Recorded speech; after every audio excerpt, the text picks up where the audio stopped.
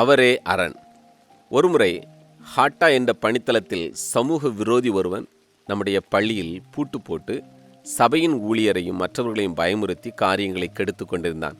அது எனக்கு அறிவிக்கப்பட்ட போது நான் அதிக அலுவலில் இருந்ததால் அவனை என்னை சந்திக்கும்படி அழைத்தேன். அவனோ, நானே பெரியவன், என்னை அகஸ்டின் ஜெபக்குமார் வந்து பார்க்கட்டும் என்று முழங்க, அங்கே உள்ள போலீஸ் அதிகாரியிடம் அவனை கைது செய்ய வேண்டாம், என்னை வந்து பார்க்க மாத்திரம் வழி செய்யுங்கள் என நான் கேட்டுக்கொண்டதற்கு இணங்க அவர் அவனை பார்த்து, அந்த நல்ல மனிதர் உன்னை கைது செய்ய சொல்லவில்லை, மாறாக உன்னை பார்க்கத்தானே சொல்லுகிறார் என்று கூறி அனுப்பி வைத்தனர். அவனும் கிட்டத்தட்ட 105 கிலோமீட்டரிலிருந்து என்னை பார்க்க தன்னுடைய மெய்காப்பாளனோடு புது துப்பாக்கி ஒன்றையும் எடுத்துக்கொண்டு மோட்டார் சைக்கிளில் வந்தான். வரும் வேளையில் லாரி ஒன்று கொஞ்சம் அவனை தட்ட தூக்கி எறியப்பட்டான். அந்த நேரத்தில், என்னுடைய பிள்ளையை பார்க்க போகிறாய், ஜாக்கிரதையாக நடந்து கொள் என்று ஒரு சத்தமும் கேட்டது. அவனோ அகங்காரம் கொண்டவனாய் எங்களிடத்தில் வந்தான். வந்த அவன் போலியோ விடுதியை தாண்டி வந்திருக்கிறான். பிள்ளைகள் பள்ளிக்கு போய்க் கொண்டிருந்தனர். வந்தவுடன் என்னுடைய செக்ரட்டரியாக இருந்த சகோதரி டாரத்தியை சந்தித்தான். சகோதரி டாரத்தி தன்னுடைய மத்திய அரசின் நல்ல வேலையை விட்டு ஊழியத்தில் இணைந்திருந்தார்கள். தைரியமானவர்கள் என்ற போதிலும் இவன் வந்து நின்ற நிலையை கண்டு என்னிடம் ஓடி வந்து பயத்தோடு அவனை அனுப்பவா என்று கேட்க நான் அவனை அனுப்பச் சொன்னேன். என் அறையில் நுழைந்த அவன் ஒரு நாற்காலி எடுத்து போட்டு உட்காரப் போனான். நானோ அவனை அதட்டி, ஒரு அலுவலகத்தில் நுழைந்தால் அங்கே உள்ளவர்கள் உட்கார சொல்லும் வரை உட்காரக்கூடாது என்று அறிவுரை கூறி பின்னர் மிகவும் அன்பாக அவனை உட்காரச் சொன்னேன். அவனுடைய மெய்காப்பாளன் அருகில் நின்று கொண்டிருந்தான். நான் அவனை பார்த்து, நடக்கிறவர்களை முடவராக்கும் நீயா, முடவர்களை நடக்க வைக்கும் நாங்களா, யார் பெரியவர்கள் என்று கேட்டு, உயிருக்கு பயந்து துப்பாக்கி ஏந்தி திரியும் நீயா, உலகமெல்லாம் சுற்றிய போதிலும் எந்த ஆயுதமும் இல்லாமல் போகும் நானா, யார் பயந்தவர்கள் என்று கேட்ட கேள்வி அவனை அசைத்தது. அவனுக்கு நான் குளிர்பானம் கொடுத்தபோது ஏற்றுக்கொள்ளவில்லை. மாறாக, நான் புதிதாக 85,000 ரூபாய்க்கு வாங்கியிருக்கும் இந்த துப்பாக்கிக்கு வேலையில்லையா என கேட்டு எழுந்திருந்து ஓடிவிட்டான். என் செக்ரட்டரிக்கோ எனக்கோ ஒன்றும் புரியவில்லை. சகோதரி டாரத்தி, என்ன செய்தீர்கள் அண்ணன்? புலி போல் வந்தவன் பூனை போல் போய்விட்டானே என்று கேட்டார்கள். திரும்பிச் சென்றவன் பணித்தளத்தில் உள்ள ஊழியரிடம் சென்று, தெய்வத்தை பார்க்க நினைத்தேன், கண்டுகொண்டேன், இனி உங்களுக்கு நானே பாதுகாப்பு என கூறி அவருக்கு துணையாக நின்றான். தேவா பிரசன்னம் தாருமே. இப்படித்தான் எங்களுடைய ஊழியர்கள் சிலர் அருகிலுள்ள நாவடி என்ற கிராமத்திற்கு ஊழியம் செய்ய சென்றனர். அவர்களை விரட்டியடித்த பனாரஸ் யூனிவர்சிட்டியில் படிக்கும் 6 கல்லூரி மாணவர்கள் என்னை சந்திக்க அறையில் நுழைந்தனர். அவர்களை பார்த்து நான் என்ன என்று கேட்டேன். அவர்களோ, உங்கள் மக்கள் வந்து இயேசுவை சொல்லலாம், ஆனால் எங்கள் தெய்வங்களை குறித்து பேசக்கூடாது என்றனர். நானோ, 33 தேவர்களின் பெயரை சொல்வதற்குள் என் ஆயுளே முடிந்துவிடும். அப்படி இருக்க உங்கள் தேவர்களை குறித்து பேச எங்களுக்கு ஏது நேரம், இயேசுவை பற்றி சொல்லவே போதாதே என்றபோது ஆசையாய் சுவிசேஷம் கேட்டு பின்னர் அனைவரும் புதிய ஏற்பாட்டினை விலை கொடுத்து வாங்கி சென்றனர். இப்படியே என் அலுவலகத்தில் நுழைந்த அத்தனை பேரும் தேவ பிரசன்னத்தால் தாக்கப்பட்டதனையும் நாங்கள் உணர்ந்தோம். சாமுவேல் இருந்த இடத்தில் தேவ பிரசன்னம் தாவீதை தேடி வந்த சவுலையும் தீர்க்க தரிசனம் சொல்ல வைத்து விட வேண்டுமே. விபத்துக்களும் வியாதிகளும் தடுக்காதே. இதற்கிடையில் 2 முறை பெரும் விபத்தினை நான் ஸ்கூட்டரிலும் மோட்டார் சைக்கிளிலும் சந்தித்தேன். 2 முறையும் முகத்திலேயே அடி.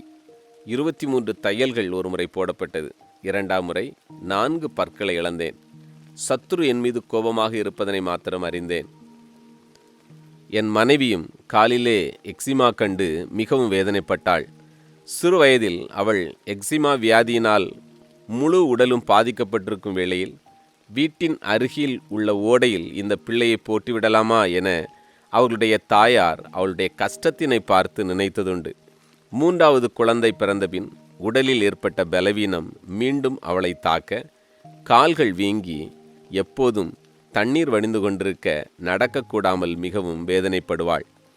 வயிற்றில் 3 முறை ஆபரேஷன் வேறு செய்யப்பட்டிருந்தது. கூடவே ஊழியம் செய்ய சென்ற இடத்தில் கொசுவினால் தாக்கப்பட்ட அவளுக்கு ஃபெலரியா என்ற வியாதியும் காலில் இருந்தது. இதனாலும் அவள் பலவீனப்பட்டாள். ஒரு நாள் சட்னிபிகா என்ற ஊரில் உள்ள பள்ளியில் பிபிஎஸ் எடுக்க சென்றபோது அவளுடைய காலில் எக்ஸிமாவின் கொடூரம் காணப்பட்டது. உடன் சகோதரிகள் பரிதாபப்பட்டனர். அந்த பிபிஎஸ்ஸின் தலைப்பு இயேசு சுகமாக்குகிறார் என்பதே. எனவே இதனை நான் சொல்லிக் கொடுக்கும்போது தேவன் என்னை சுகமாக்க வேண்டும் என்ற விசுவாசத்தோடு சில கிலோமீட்டர் நடந்து சென்று அதனை எடுக்க தேவனும் அவளுடைய விசுவாசத்தையும் தைரியத்தினையும் கனம் பண்ணும்படியாக அன்று பூரண விடுதலை தந்தார். இன்று வரை அது திரும்ப வந்ததில்லை. அப்படியே ஃபெலரியா வியாதியின் கொடுமை சகோதரி ஜாய்ஸ் மேயர் நடத்திய சென்னை செமினாரில் பாஸ்டர் டான் பேசியபோது தன்னுடைய இளைய வயதில் கண்ணில் கோளாறு உள்ள ஒரு பெண்ணின் கண்ணாடி உடைந்து பின்னர் எப்படியாக அற்புதம் நடந்தது என்பதனை கூறும்போது தேவ பிரசன்னம் இறங்க காலில் வியாதியோடு இருந்த அவள் சுகமானாள். இப்படி தெய்வீக சுகத்தை தேவனே அவளுக்கு அருளி ஊழிய தடைகளை மாற்றினார். அபிஷேகம் உன்னை ஆயிரங்களுக்கு பிரயோஜனப்படுத்தும். என்னுடைய செய்தி கேசட்டுகளை ஒரு சகோதரி ஹாலண்டுக்கு அனுப்பி வைத்தார்கள். அது தேவ திட்டமும் தேவ மனிதர்களும் என்ற தலைப்பினை கொண்டது. அது ஐரோப்பிய தமிழ் பேசும் மக்கள் மத்தியில் மிகுந்த ஒரு தாக்கத்தினை உண்டு பண்ணிற்று. அதனால் நான் பலமுறை ஐரோப்பிய நாடுகளின் தமிழ் பேசும் சபைகளில் ஊழியம் செய்ய கதவுகள் திறந்தன. குறிப்பாக ஜெர்மனியில் உள்ள சகோதரர் அழகேந்திரனும் அவருடைய மனைவி சகோதரி ஜீவாவும் என்னுடைய செய்திகளை பிரதிகள் எடுத்து அநேகருக்கு கொடுக்க ஆரம்பித்தனர். அதனைத் தொடர்ந்து சகோதரர் கமல் பாரிஸிலும் பின்னர் இங்கிலாந்திலும் அதனை செய்தார். அதற்கு காரணமாக அமைந்தது சகோதரி ஜெயாவும் அவளுடைய கணவருமே. அது கனடாவையும் எட்டியது. என்னுடைய செய்திகளை சகோதரர் வாம் தேவா மூலம் கேட்டறிந்த சகோதரர் ரவி அதனால் மிகவும் தொடப்பட்டு எப்படியாகிலும் என்னையும் மனைவியும் கனடா அழைக்க வேண்டும் என்று ஆவல் கொண்டார். பாஸ்டர் ஞானசேகரிடம் கேட்டு எங்களை அழைக்க மிகவும் சிரமப்பட்டு டிக்கெட் பணத்தினை சம்பாதித்தார். சிறிது நேரமே தூங்கி வியாதியாயிருந்த தன் பிள்ளையோடு கூட தேவைமிக்க குடும்ப சூழ்நிலையில் அதனை செய்தார். நானும் மனைவியும் அங்கே சென்றபோது தேவன் ஊழியங்களை ஆசீர்வதித்தார். அதன் மூலம் அதிகமாக தொடப்பட்ட சகோதரர் சுந்தர் சவரிமுத்து, சகோதரர் முத்துராஜா, சகோதரர் ரவி, சகோதரர் வாமதேவா அனைவரும் கனடாவிலும் ஜெம்ஸ் ஆரம்பிக்கப்பட வேண்டும், நாமும் மிஷனரி ஊழியத்தில் ஈடுபட வேண்டும், இலங்கையிலும் இந்தியாவிலும் உள்ள ஊழியங்கள் தாங்கப்பட வேண்டும் என நினைத்து ஜெம்ஸ் கனடாவை அரசாங்கத்தில் பதிவு செய்தனர். சகோதரர் துரைராஜா என்பவர் பின்னதாக இலங்கைக்கு மிஷனரியாக செல்வதற்கும் இது ஏதுவாயிற்று. முதலாவது சில அனாதை பிள்ளைகளை தாங்க முயற்சி எடுத்து 50 பிள்ளைகளை இலங்கையிலும் 10 பிள்ளைகளை பீகாரிலும் தாங்க முன்வந்தனர். இதனால் வருத்தமுற்ற பாஸ்டர் ஞானசேகரன் மற்ற காரணங்களினாலும் சபையை விட்டார். தனியாக சபை ஆரம்பித்தார். பின்னர் ஜெம்ஸ் கனடாவில் தலைமை பொறுப்பில் இருந்த சகோதரர் சுந்தர் சவரிமுத்துவும் அவருடைய மனைவி ராணியும் பலமுறை இந்தியா வந்து ஊழியங்களில் கலந்து கொண்டு கனடாவின் அநேக போதர்களையும் அறிமுகப்படுத்தி நம்மோடு ஒன்றாக கலந்துவிட்டார்கள். பீகாரிலிருந்து மிஷனரியாக இருந்த ஒரு பெண்ணையும் தங்களுக்கு மருமகளாக்கி கொண்டார்கள். அப்படியே நியூயார்க், நியூ ஜெர்சி பகுதிகளில் ஊழியம் செய்த சகோதரர் ஆல்வின் மைக்கேல் தமிழகத்தில் ஒரு ஊழியத்தை நடத்திய போதிலும் ஜெம்ஸ் யுஎஸ் என பதிவு செய்து வட இந்திய ஊழியத்தினை தாங்குவரை உற்சாகப்படுத்தினார். இப்படியே நேபாளத்தில் நம்முடைய ஊழியங்கள் விரிவடைய நம்முடைய ஊழியத்தினால் பாதிக்கப்பட்டிருந்த சகோதரர் ஆல்வின் காரணமாக அமைந்தார். பல நேரங்களில் ஊழியர் கருத்தரங்கினை நாம் இங்கே அவர்கள் மத்தியில் நடத்தினோம். ஜெம்ஸ் ஊழியம் நேபாளத்திற்கு தேவை என்றும் உணர்ந்தனர். நாமோ அறியப்படாத பீகாரின் எல்லைகளிலுள்ள தராய் என்று அழைக்கப்பட்ட பகுதிகளில் ஊழியம் செய்ய வாஞ்சித்தோம். தர்க்கம் வேண்டாம், தாக்கம் உண்டாக்குவோம். வருடாந்திர மிஷனரி பயிற்சியில் கொஞ்சம் கொஞ்சமாக பயிற்சியாளர்களின் எண்ணிக்கை பெருகினபடியினால் வருடாந்திர கன்வென்ஷனை 5 நாட்கள் நடத்த நேரிட்டது. 1200 பேர், 2000 பேர் என்று ஆரம்பித்து 12,000 பேரில் முடிந்தது. வருடந்தோறும் ஒவ்வொரு பொருளின் அடிப்படையில் நடத்தப்பட்ட இந்த கூட்டங்களில் தமிழகத்தின் பிரபல போதகர்கள் வந்து போதித்தனர். Pastor Pratap Singh, pastor Thomas Raj, pastor Joseph Balachandran, சகோதரி Padma Mudaliar, pastor Rajan, pastor John Ilangovan, pastor Zachariah Poonen, சகோதரர் சாம் ஜபத்துரை, பாஸ்டர் ரத்னம்பால், சகோதரர் டேவிட் ஸ்டூவர்ட், பாஸ்டர் சாமுவேல் டாக்டரியான், பாஸ்டர் டேவிட் பிரகாசம் போன்றவர்கள் கலந்து கொண்டு விசுவாசிகளை தட்டி எழுப்பினர். அந்த நாட்களில் சிங்கப்பூரில் இருந்து பலதரப்பட்ட சபைகளை சேர்ந்த சகோதரர்கள் தேவன் தந்த பாரத்தின் நிமித்தம் கன்வென்ஷன் ஒன்றில் பணியாற்ற வந்தவர்கள் இங்கே தேவன் செய்த காரியத்தினை கண்டு நாங்கள்தான் கற்றுக் கொடுக்க வேண்டும் என்று நினைத்தோம். ஆனால் இங்கே நாங்கள் கற்றுக்கொள்ள வேண்டியது உள்ளது என்று ஊழியத்தினை கண்டு மிகவும் உற்சாகப்பட்டனர். குறிப்பாக சகோதரர் ஜிம் ஹேக், சகோதரர் வி டியாங் ஆகியோர் அதிக உற்சாகம் காட்டினதினால் வருடா வருடம் இந்த மிஷனரி ஊழியர்களை அழைத்து வந்து பாட்னாவிலும் ராஞ்சியிலும் மற்ற ஸ்தாபன ஊழியர்களையும் வரவழைத்து 1000 பேர் 1200 பேருக்கு கருத்தரங்குகளையும் சுவிசேஷ படைமுயற்சி கூட்டங்களையும் நடத்தினோம். அதனால் பட்னாவை சுற்றியுள்ள பத்வா, தானாப்பூர், அனிஷாபாத், கரோல், மசௌடி, ராஞ்சி, மனேர், ரக்சல் போன்ற இடங்களில் பல ஆயிரக்கணக்கான மக்கள் ஆண்டவரை அறிந்தனர். அந்த கூட்டங்களின் மத்தியில் இயேசு சிலுவை காட்சி இதனை நாங்கள் திரைப்படமாக காண்பித்து பின்னர் அதனை விளக்கி பேசியவைகள் மக்களை ஆழமாக சுவிசேஷ அறிவினால் கொண்டு வந்ததனை கண்ட அவர்கள் திரைப்பட குழுக்கள் பீகாருக்கு எத்தனை தேவை என்று அறிந்து திரைப்பட வாகன குழுக்கள் பலவற்றை உருவாக்க வாகனங்களையும் எல்சிடி ப்ரொஜெக்டர்களையும் பெற்று தந்தார்கள். இதனால் அனைத்து பணித்தளங்களிலும் திரைப்பட ஊழியம் முறையே நடைபெற்றதோடு பின்தொடர் ஊழியமாக தபால் வழி பாடங்களும் ஆயிரக்கணக்கானோருக்கு அனுப்பி வைக்கப்பட்டது. பிந்தியதும் நன்மைக்கே. முதல் முறை சகோதரர் ஜிம் ஹாக் என்னை பார்த்து சுவிசேஷம் துரிதமாக செல்ல என்ன தேவை என்று கேட்க, மோட்டார் சைக்கிள்கள் இருந்தால் சில ஊழியர்கள் அதிக தூரம் செல்வார்கள் என பதிலளித்தேன். அவர் உடனடியாக 10 மோட்டார் சைக்கிள்கள் வாங்க பணம் அனுப்புகிறேன் என்று சொல்லி உடனடியாக தன் நாட்டிற்கு போய் சேர்ந்தவுடன் பணத்தை வங்கி மூலமாக அனுப்பி வைத்தார். அவர் தன் வார்த்தையில் தவறாதவர் என்பதினால் நானும் வேறொரு பணத்தினை வைத்து அவைகளை வாங்கி ஊழியர்களுக்கு தந்தும் விட்டேன். ஆனால் வங்கியின் மூலம் அனுப்பப்பட்ட பணம் வரவில்லை. அங்கே சிங்கப்பூரில் அவரும் இங்கே நாங்களும் பல முயற்சிகளை எடுத்த போதிலும் பணத்தினை குறித்த எந்த தகவலும் இல்லை. 11 மாதங்கள் கழித்து நான் சிங்கப்பூர் சென்றபோது அந்த பணம் இன்னமும் கிடைக்கவில்லை என்பதனை அறிந்த அவர் மீண்டும் ரொக்கமாக 10 மோட்டார் சைக்கிள்கள் வாங்க பணத்தை கொடுத்தார். நான் இந்தியா திரும்பினவுடன் வங்கி மூலம் அனுப்பப்பட்ட பணமும் வந்திருந்தது.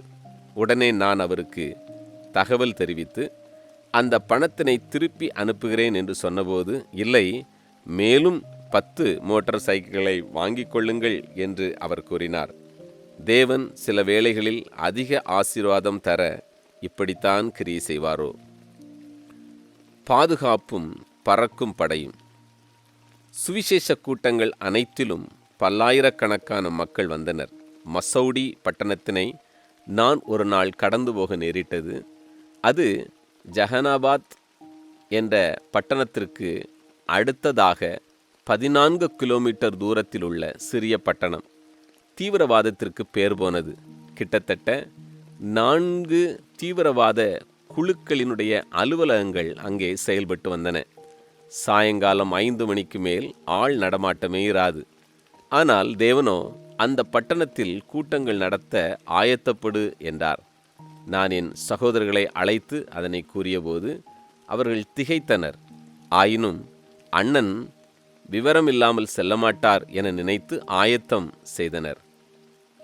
அங்கே போலீஸ் அனுமதி வாங்க பாட்னாவில் உள்ள ஐஜியை சந்தித்தபோது அவர் உங்களுக்கு வேறு இடம் கிடைக்கவில்லையா என்றதோடு, சகோதரர் ஜெபக்குமார் தேவ ஆவிக்கு கீழ்ப்படுகிறவர், தடுத்தாலும் நிறுத்தமாட்டார் என்று சொல்லி உதவிகள் செய்ததோடு, கூட்ட நாட்களில் எங்களுக்கு பாதுகாப்பை அதிகரிக்க மனைவியை தினந்தோறும் அனுப்பி வைத்தார். அவருடைய மனைவி வந்ததின் நிமித்தம் பறக்கும் படையும் தினமும் வந்து எங்களுக்கு பாதுகாப்பை கொடுத்தது. இந்த கூட்டங்களை குறித்து அறிந்த ஒரு தீவிர இந்து ஸ்தாபனம் அதே நாட்களில் நம்முடைய நோட்டீஸ் கலரிலேயே விளம்பரம் செய்து அயோத்தியா பட்டணத்திலிருந்து பெரிய பண்டிதர்களை அனுப்பி மிகப்பெரிய செலவில் கூட்டங்களை ஒழுங்கு செய்திருந்தது. ஆனால் சத்துரு வெட்கப்படும்படியாக கிரியை செய்யும் ஆண்டவர் நமக்கு 20,000 பேரை அனுப்பி தந்தார். சுற்று வட்டாரத்திலிருந்தும் ஜனங்கள் கால்நடையாக வந்திருந்தனர். அங்கே இந்து திருவிழாவிற்கோ வெறும் 200 பேர் மாத்திரம் சென்றனர். அங்கே போக வேண்டிய சாதுக்களும் இந்த கூட்டத்தில்தான் சத்தியம் உள்ளது என கூறி இங்கேயே இருந்தனர். இதன் விளைவாக ஜெம்ஸ் மாத்திரமல்லாமல் 7 ஸ்தாபனங்கள் தங்கள் சபைகளை இங்கு ஸ்தாபித்தனர். இப்படியே கூட்டங்கள் நடத்தின எல்லா பட்டணங்களிலும் தேவன் கிரியை செய்து சபைகளை ஸ்தாபித்தார். இன்று வரை அவர்கள் நம்முடைய ஊழியத்திற்கு வந்து உதவுகிறார்கள். இறுதியாக நடத்த வேண்டிய கூட்டங்களில் கிறிஸ்தவ விரோதிகள் வந்து அனைத்து ஒலிபெருக்கிகளையும் சேதப்படுத்தி காரியங்களை அவுரங்காபாத்தில் கெடுத்து போட்டார்கள். இவைகள் எங்களுக்கு புதிதல்லவே. இதைப் போலவே கயா பட்டணத்திலும் வசீர்கஞ்ச் பட்டணத்திலும் நடந்தது. அப்போஸ்தலர் நடபடி புஸ்தகத்தில் இதைவிட மோசமான காரியங்கள் அப்போஸ்தலரின் ஊழியங்களில் நடைபெற்றதே. எனவே அவைகள் எங்களை தடுத்து நிறுத்தவோ சுவிசேஷ பணியினை மேற்கொள்ளவோ நாங்கள் இடம் கொடுத்ததில்லை. ஏனெனில் உலகத்திலே நமக்கு உபத்திரவங்கள் உண்டே. ஊழியத்தினை சிறப்பாக கண்காணிக்க ஊழிய ஸ்தலங்களை பூகோள ரீதியாகவும் மொழி ரீதியாகவும் பகிர்ந்து தலைவர்களை நியமித்து என்னுடைய பொறுப்புகளை பகிர்ந்து கொண்டேன். இதன் நிமித்தம் சகோதரர் குணசேகரன் வடபீகார் மற்றும் மித்திலாஞ்சல் பகுதியிலும், சகோதரர் ஜெய்சிங் டேவிட் ஜார்க்கண்ட் மற்றும் சோன்புத்ரா பகுதியிலும், சகோதரர் அம்ப்ரோஸ் நல்ல தம்பி போஜ்புரி 1 சகோதரர் சாம்வேல் போஜ்புரி 2 சகோதரர் ஜான் நாகேந்திரன் மகை 1 சகோதரர் விக்டர் இம்மானுவேல் மகை 2 பொறுப்பில் அமர்த்தப்பட்டனர். எல்லைகள் பெரிதாகி பீஸ் ஊழியத்தின் பணித்தளங்களிலும் சபைகள் பிறந்ததால் சகோதரர் சாம்வேல் டேனியல் போஜ்புரி 2 சகோதரர் சாந்தப்பன் பீஸ் 1 சகோதரர் ஷண்முகம் ஜேக்கப் பீஸ் 2 சகோதரர் மேத்யூஸ் பீஸ் 3 சகோதரர் அர்ஜுன் கர்மாலி ஜார்க்கண்ட் பகுதியிலும் பொறுப்பில் அமர்த்தப்பட்டனர். இந்த நாட்களில் மகாராஷ்டிராவின் கோலாப்பூரில் சகோதரர் சாம்சன் சர்ச்சில் மூலமாக ஒரு எழுப்புதல் கூட்டம் ஒழுங்கு செய்யப்பட்டது. அதில் ஏற்பட்ட அசைவினால் அங்கே சரியான தலைமையினை தேடிக்கொண்டிருந்த ஒரு சிறு ஊழியர் கூட்டம் என்னை சந்தித்து தங்களுக்கு உதவும்படி கேட்டனர். சகோதரர் கிரீஷ் கேரளாவை சார்ந்தவர். இந்து குடும்பத்திலிருந்து ரட்சிக்கப்பட்ட அவரை தேவன் இந்த பகுதியில் உபயோகித்து வந்தார். அவர்களுடைய கெஞ்சுதல் மகாராஷ்டிராவில் கிறிஸ்து அறிவிக்கப்படாத 500 கிராமங்களை தத்தெடுத்து ஊழியத்தினை ஆரம்பிக்க அடிகோலியது. பின்னதாக ஏற்பட்ட கோளாறுகளினால் அந்த தலைமை சகோதரர் ராஜேஷ் டத்தியிடமும் அதனைத் தொடர்ந்து சகோதரர் சஞ்சயிடமும் கொடுக்கப்பட்டது. சகோதரர் ராஜேஷ் டத்தி கல்லூரி விரிவுரையாளராக கோலாப்பூரில் பணிபுரிந்து கொண்டே கிறிஸ்துவின் ஊழியத்தினை செய்து கொண்டு வந்தார். வாலிப வயதில் ஆழமாக கிறிஸ்துவின் அன்பினால் தொடப்பட்டு ஆண்டவருக்காக ஏதாயிலும் செய்ய வேண்டும் என்கிற துடிப்பு அவரை மகாராஷ்டிரா அழைத்து வந்திருந்தது. அங்கே அவர் தன்னுடைய PhD-யினையும் செய்து கொண்டிருந்தார். அவருடைய மனைவி சகோதரி ரோலன்ஸ் அவர்களின் கடைசி மகள். சிறு வயதிலேயே ஜெம்ஸையும் மற்ற மிஷனரி ஊழியங்களையும் நேசித்து ஜெபிக்கவும் உதவவும் ஒப்பு கொடுத்திருந்த இருவரும் நல்ல போர் சேவகர்களாக பணிபுரிய பின்னர் முழு நேரமாக ஊழியம் செய்ய வாஞ்சித்த போது ஜெம்ஸின் மூலம் 2 வருடங்கள் IMA-யில் பணிபுரிந்துவிட்டு பீகார் வந்து சேர்ந்தார்கள். சகோதரி ஷீலா டத்தி என்னுடைய செக்ரட்டரியாகவும் சகோதரர் ராஜேஷ் டத்தியின் மூலம் நாங்கள் வெகு நாளாய் வாஞ்சித்திருந்த ரிசர்ச் அண்ட் டெவலப்மெண்ட் என்று சொல்லப்படுகிற காரியங்களை அலசி ஆராய்ந்து இன்னும் விரிவாக்கம் செய்யவும் சீர்படுத்தவும் உதவும் ஒரு துறையை ஸ்தாபித்தோம். பெத்தேல் ஆன பெத்தியா. பீஸ் ஊழியத்தின் நிமித்தம் எல்லைகளை விரிவாக்கும்போது பெத்தியா என்ற பட்டணத்தில் ஊழியம் ஆரம்பிக்க நோக்கம் கொண்டோம். பெத்தியா பட்டணத்தில் 4 நூற்றாண்டுகளுக்கு முன்பாக ஊழியம் செய்த ஒரு ரோமன் கத்தோலிக்க வெளிநாட்டு மிஷனரி மூலம் அங்கே சிற்றரசராய் இருந்தவருடைய மனைவியின் வியாதி குணமாக்கப்படவே அந்த அரசர் 100கணக்கான ஏக்கர் நிலத்தினை அவருக்கு தர அங்கு ஒரு ரோமன் கத்தோலிக்க திருச்சபை உருவாகிற்று. பின்னர் பிரிட்டிஷ் ஆங்கிலிக்கன் ஆலயம் ஒன்று இந்த பட்டணத்தின் நடுவில் கட்டப்பட்டு 100 ஆண்டுகளாயிருந்தது. இந்த கட்டிடம் பின்னதாக சீர்கெட்டு போனது. ஒரே ஒரு சகோதரி மாத்திரம் இந்த ஆலயத்தை திறந்து வைத்து அழுதுவிட்டு திரும்புவார்கள். அதன் மத்தியில் அமெரிக்க மிஷனரிகளான ஏஜி சபையினரின் பள்ளியும் ஆலயமும் இருந்தது. அநேக பெண்கள் இதிலிருந்து படித்து வெளியேறினர். ஆயினும் கொஞ்ச வருடத்தில் அமெரிக்க மிஷனரிகள் தாயகம் திரும்பிவிட்ட பின்னர் சீர்கெட்டு கிடந்தது. இந்த பள்ளியில் பயின்ற சகோதரி கமலா பின்னர் நம்மோடு சிக்கரியாவில் தலைமை ஆசிரியராக பணிபுரிந்து அங்கேயே மரித்தார். நல்ல உற்சாகமான நம்முடைய ஊழியத்தில் ஒன்றாக இணைந்து விட்டவர்கள் அவர்கள். பெத்தியாவில் பாஸ்டர் ஜோசப் பாலச்சந்திரன் தந்தை பெர்க்மேன்ஸ் கூட்டத்தினை தொடர்ந்து ஊழியம் ஆரம்பித்து சீர்கெட்டு போய் சிதைந்த அந்த ஆங்கிலிக்கன் சபை கட்டடத்திற்கும் உயிர் கொடுத்து உருமாற்றி அந்த வளாகத்தினை கர்த்தருக்கு மகிமையாக மாற்ற மாதேவன் உதவினார். அதிலே சகோதரர் மேத்யூஸும் அவருடைய மனைவி சகோதரி சூர்யாவும் பெரும் பங்கு வகித்தனர்.